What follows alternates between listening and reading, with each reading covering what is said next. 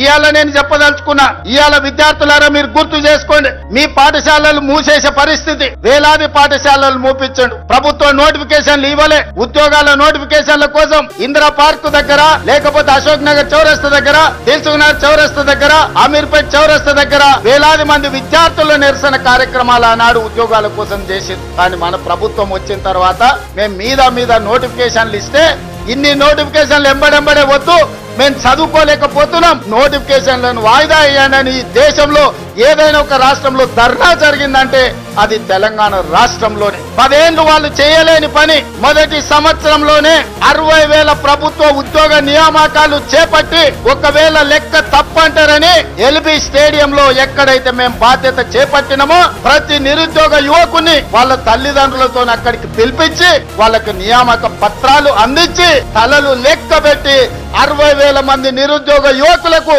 ఈ దేశంలో ఒక్క సంవత్సరంలో ఉద్యోగాలు ఇచ్చిన ప్రభుత్వం ప్రజా ప్రభుత్వం, మన ప్రభుత్వం.